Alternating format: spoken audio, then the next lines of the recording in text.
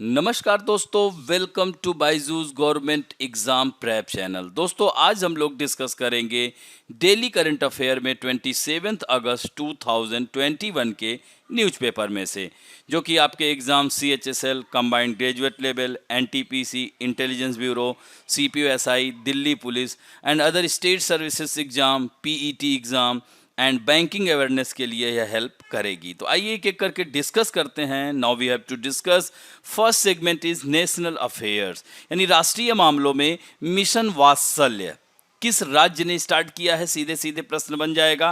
तो यह Maharashtra government has launched mission Vatsalya for women who have lost their husband due to the कोविड-19 pandemic.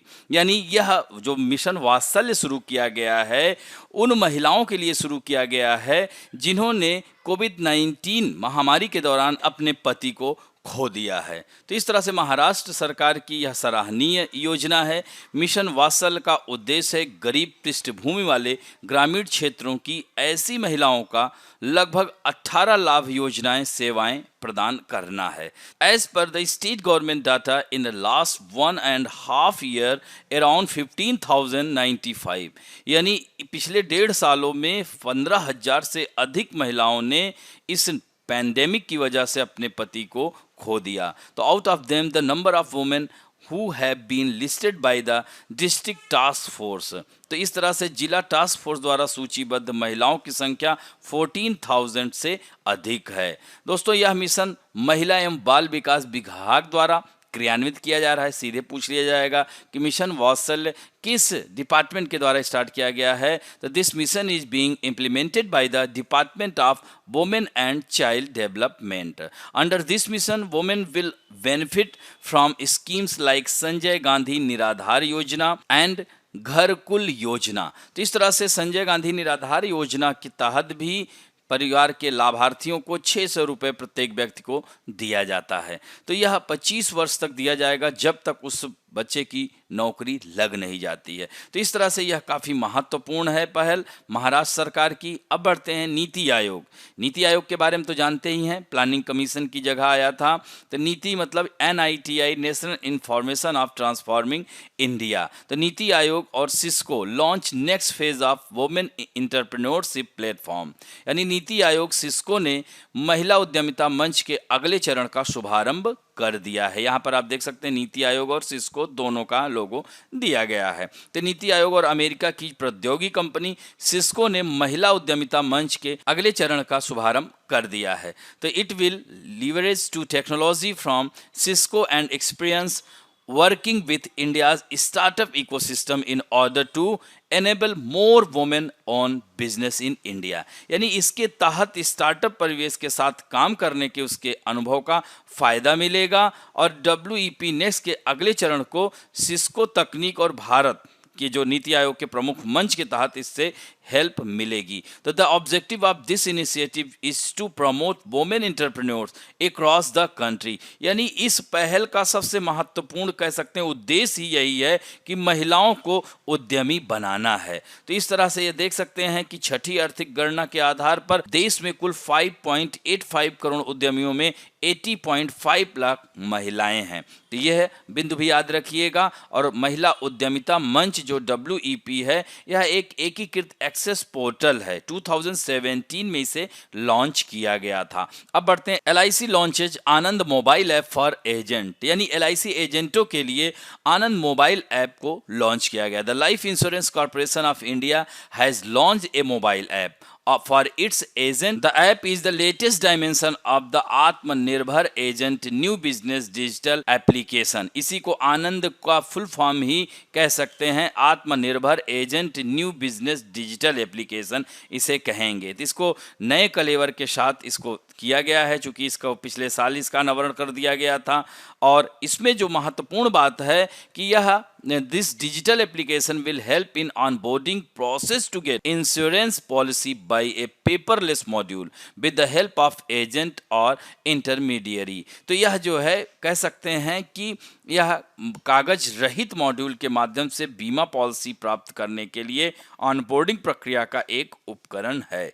The mobile app has all the distinctive feature of the digital app. इस app में बहुत सारी विशेषताएं हैं। आनंद module के उच्च स्तरीय उपयोग के परिणाम स्वरूप ऐप का विकास हुआ है। और LIC के बारे में जान लीजिए, 1956 में इसको अधिनियम द्वारा किया गया था इसकी स्थापना। और LIC वित्त मंत्रालय के तहत भारत का वैधानिक बीमा और निवेश निगम है और वर्तमान में इसके 290 मिलियन पॉलिसी धारक हैं। और दोस्तों, इंटरनेशनल अफेयर्स में UN बैन्स ब्रिटिश स्टैम्प्स इन चागोस आइसलैंड। दोस्तों, चागोस द्वीप में, जहां पर संयुक्त राष्ट्र ने चागोस द्वीप में ब्रिटिश टिकटों पर प्रतिबंध लगा दिया है। तो चागोस द्वीप समूह मॉरिशस में मॉरिशस ने संयुक्त राष्ट्र की डॉक एजेंसी के चागोस द्वीप समूह पर ब्रिटिश टिकटों के इस्तेमाल पर प्रतिबंध लगाने के फैसले का स्वागत किया है, क्योंकि मॉरिशस 1968 में स्वतंत्र हुआ था, लेकिन स्वतंत्रता के पहले ही चागोस द्वीप समूह, जिस द्वीप समूह को आर्कियोप्लेगी कहते हैं, तो चागोस द्वीप समूह को अलग कर लिया गया था। तो यही कारण है कि मॉरिशस लगातार प्रयासरत है। और पिछले वर्ष यानी वर्ष 2019 की बात है कि संयुक्त अंतर्राष्ट्रीय न्यायालय ने भी यह कह दिया था कि ब्रिटेन जल्द से जल्द चागोस को छोड़ दे। वहीं पर डियागो गार्सिया द्वीप भी है। तो मॉरिशस के प्रधानमंत्री प्रविंद जगन्नाथ ने यह कहा है कि यह बहुत बड़ा कदम है हमारे देश की संप्रभुता या मॉरिशस के चागोस पर संप्रभुता की मान्यता के पक्ष में यह बहुत ही इंपॉर्टेंट रोल प्ले करेगा। तो earlier the international court of justice had asked Britain to evacuate the Chagos island and return them to Mauritius, यानी इसको मॉरिशस को वापस लौटा दे। और ये लगातार जो है चल रहा है। तो इस तरह से हालांकि ब्रिटेन ने बोला कि यह इस पर अंतर्राष्ट्रीय न्यायालय नहीं बोल सकता है, जबकि अंतर्राष्ट्रीय न्यायालय ने कहा है कि चागोस द्वीप समूह पर ब्रिटेन का कब्जा अवैधानिक है। और चागोस द्वीप समूह के बारे में थोड़ा सा जान लीजिए, तो ये it is situated in Indian ocean, Hind महासागर में स्थित यह द्वीप समूह है। 60 द्वीप समूह और 7 एटॉल शामिल है। एटॉल समझते हैं, जो प्रवाल भित्तियां होती हैं तो 3 प्रकार की होती हैं। ग्रेट बैरियर कहा जाता है, तटीय प्रवाल भित्ति, एटॉल उसे कहा जाता है। तो इसमें जो सबसे बड़ा द्वीप है डियागो गार्सिया द्वीप है। तो यह सामरिक दृष्टिकोण से बहुत ही महत्वपूर्ण है, क्योंकि इसको ब्रिटेन ने अमेरिका को लीज पर दिया हुआ। तो वहां पर अमेरिकी 3 लाख सैनिक वहां पर रखे गए हैं। इंडियन ओशियन की पूरी भू राजनीति को एक तरह से कहा जा सकता है कि यहीं से अमेरिका पूरी तरह से नज़र रखता है। तो यह भी यहाँ पर इसने हम सारे बातें इसमें दे दिए हैं। और यह थोड़ा सा यहाँ पर मानचित्र देख सकते हैं, यह है चागोस द्वीप, यहीं पर डियागो गार्सिया द्वीप भी है। और आपको हम पहले भी बता चुके हैं कि ये जो इंडियन ओशियन है, यह सामरिक दृष्टिकोण से जियोपॉलिटिक्स ऑफ इंडियन ओशियन, यानी पूरा विश्व आज इस इंडियन ओशियन की तरफ देख रहा है। तो ऐसा ज्योग्राफी में भी कहा गया है कि जो लहरों पर राज करेगा वही पूरे विश्व का निर्धारण करेगा। यही कारण है कि विश्व के जितने भी शक्तिशाली देश हैं, सबका एक तरह से देखा जाए तो आवागमन यहाँ पर हो रहा है। इधर चीन जो है अपना अधिकार क्षेत्र स्थापित करने का प्रयास कर रहा है। और इन सब में सबसे अच्छी स्थिति अगर किसी की है तो अपने भारत की है। 7516.6 किलोमीटर तटीय सीमा लेकर के बैठा है।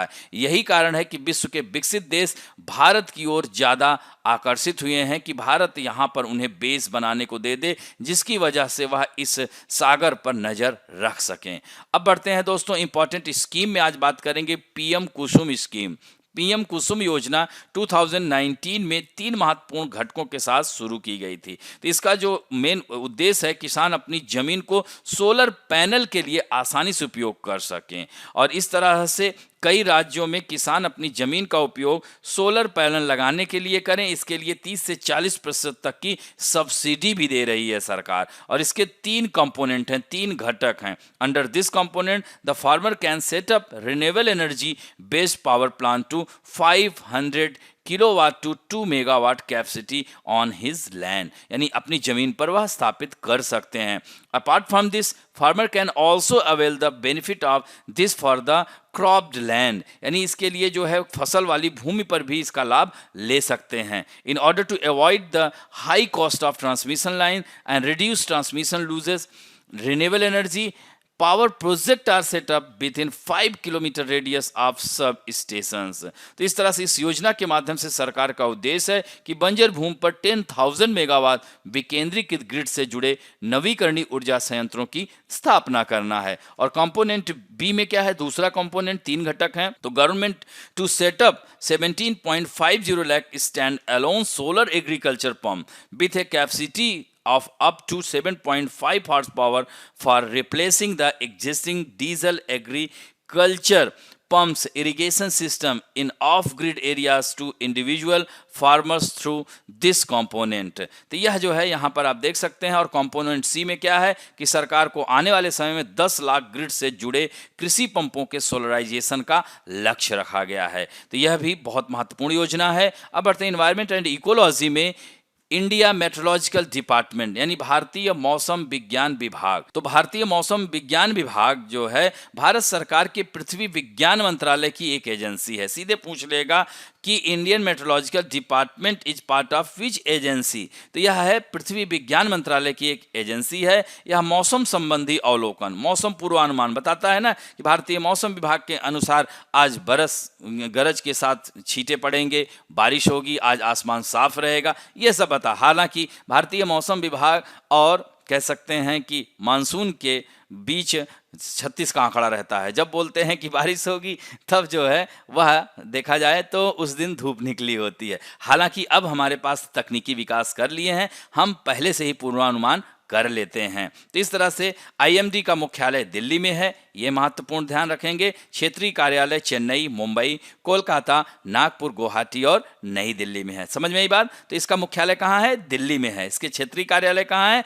सारे चेन्नई, यहाँ पर देख सकते हैं मुंबई, चेन्नई, कोलकाता, यहाँ पर आगे जाएंगे कोलकाता, हाँ, नागपुर महाराष्ट्र में है, गुवाहाटी असम में है। इन सब में इसके क्षेत्रीय कार्यालय भी हैं। दोस्तों इसकी स्थापना 1875 में हुई थी और 1949 में स्वतंत्रता के बाद यह विश्व मौसम विज्ञान संगठन का सदस्य भी बना था। तो ये भी पॉइंट ध्यान रखेंगे। अब बढ़ते हैं दोस्तों नेशनल इंटरनेशनल पर्सनालिटी न्यूज में। RBI appoints Ajay Kumar as executive director. तो the Reserve Bank of India has appointed Ajay Kumar as the executive director. He will take care currency management, foreign exchange and other department. तो इस तरह से इन सब जिम्मेदारी को इन संभालेंगे। कार्यकारी निदेशक बनने से पहले वह क्षेत्रीय निदेशक के रूप में आरबीआई के नई दिल्ली स्थित क्षेत्रीय कार्यालय में प्रमुख थे। During his tenure of 3 decades, Kumar worked in foreign exchange, bank monitoring, financial inclusion, currency management and other areas पे इन्होंने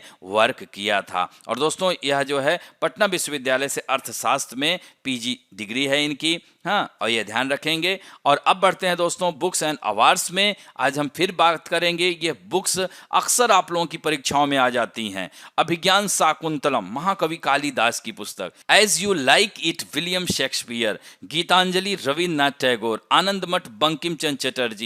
कम्युनिस्ट मैनिफेस्टो, कार्ल मार्क्स की बुक है। मीन काम्फ, एडोल्फ हिटलर की है। Gandhi and Stalin, Louis Fischer की है। Discovery of India, Pandit Jawaharlal Nehru की है, यहाँ पर नेहरू। और my experiment with truth, Mahatma Gandhi की है। Wealth of nation, Adam Smith की पुस्तक है। अब बढ़ते हैं दोस्तों banking and finance related news में। Barclays invest over 3000 crore in India unit, यानी भारत की इकाई में बार्कलेज की भारत में भी हैं ब्रांचेज, तो उसमें 3000 करोड़ से अधिक का निवेश किया है। तो इस तरह से भारतीय परिचालन में तेजी आएगी इस निवेश से, और इस निवेश के साथ ही भारत में बैंक की कुल निवेशित पूंजी बढ़कर 8300 करोड़ रुपए से अधिक हो गई है। तो the expansion in tyre 1 capital reinforce Barclays commitment to India and will enable further growth of the bank, corporate and investment banking and private clients business, the bank said in A statement. तो bank ने ऐसा कहा है।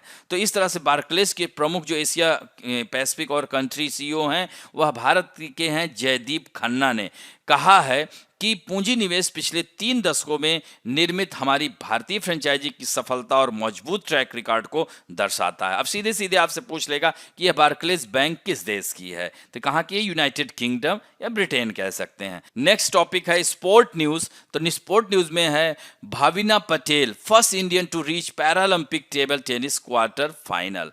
दोस्तों, Bhavina Patel Paralympic table tennis quarter final में पहुंचने वाली पहली भारतीय हो गई हैं। तो भाविना पटेल जो है, उन्होंने टोक्यो खेलों में महिला एकल क्लास 4 वर्ग में ब्राजील की जैज डी ओलिवियरा को हरा दिया है। तो इस तरह से अब उनका सामना सर्बिया की बारिस्लावा पेरिच रांकोविच से होगा। इससे पहले भारत की टेबल टेनिस खिलाड़ी सोनल बेन मनुभाई पटेल दोनों ग्रुप मैच हारकर बाहर हो गई थी।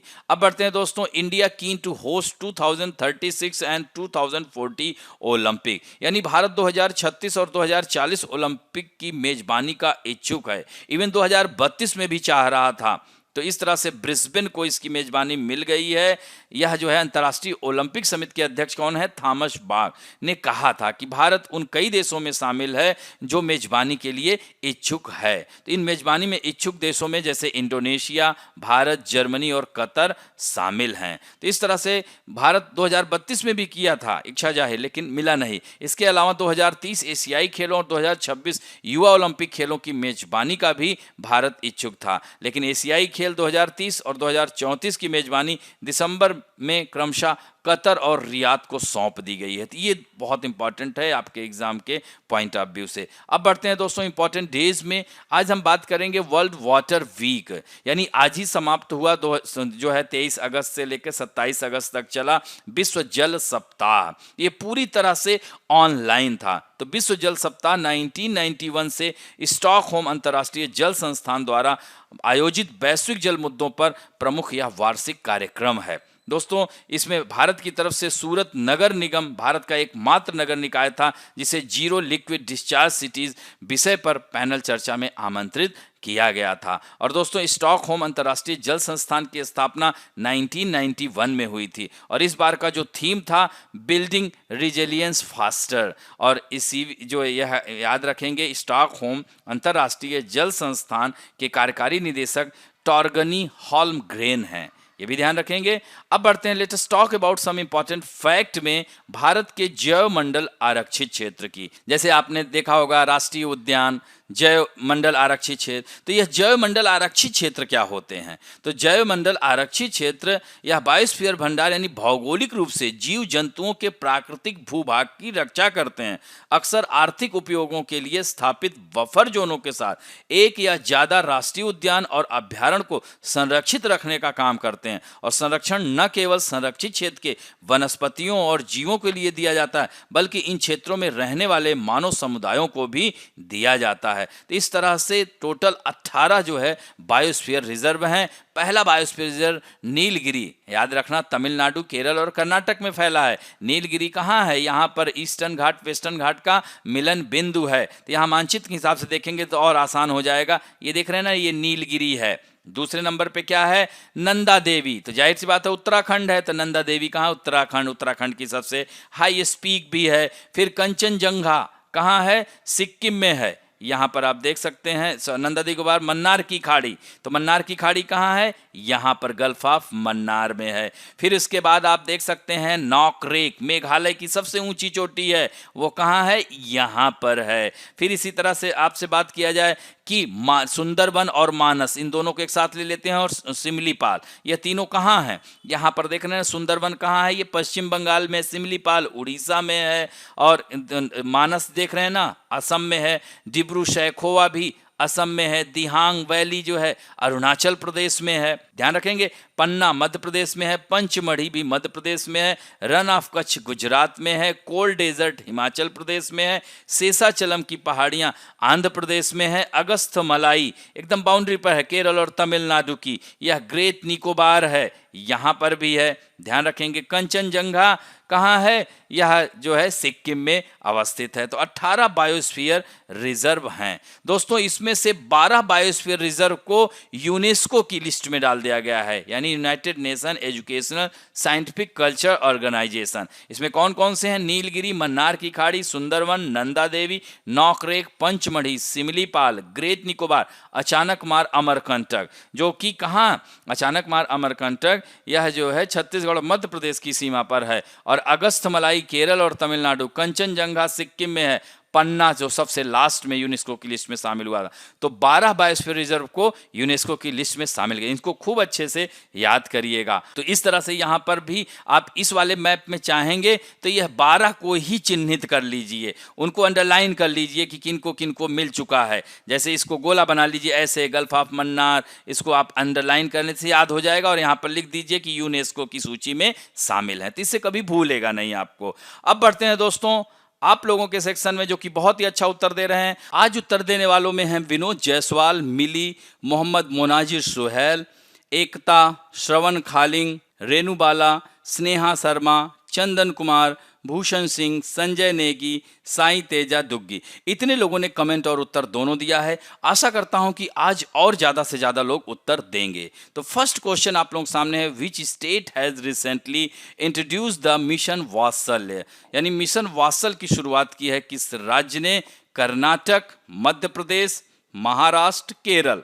एंड नेक्स्ट क्वेश्चन है, with which US based technology company has NITI Aayog partnered to launch the women entrepreneurship platform, यानी नीति आयोग ने किस यूएस आधारित प्रौद्योगिकी कंपनी के साथ महिला उद्यमिता मंच लॉन्च करने के लिए भागीदारी की है? IBM, सिस्को, माइक्रोसॉफ्ट या ओरेकल।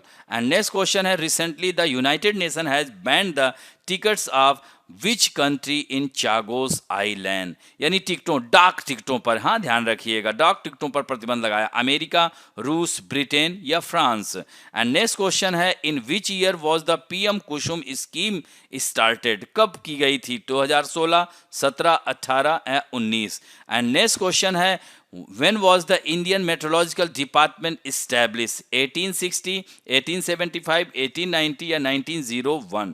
And next question है, who is the author of the book Communist Manifesto?